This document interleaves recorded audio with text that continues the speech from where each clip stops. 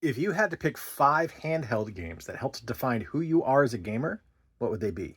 I'll go first. This one might be cheating because I worked on it, but Henry Hatsworth and the Puzzling Adventure is the greatest DS game you've never played. Okay, now to the actual list. Fire Emblem The Sacred Stones is the first Fire Emblem game I ever played, and to this day, it remains one of my favorites in the series.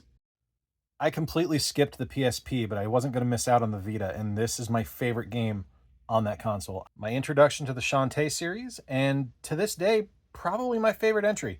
Anytime I get a Mario RPG is a win for me, and the fact that this continues Mario and Luigi Superstar Saga just makes me ecstatic. This game's brilliant. But this one shouldn't surprise anybody. Of course, this is the most influential handheld game for me. It was the first handheld game I ever had. Probably a lot of you as well.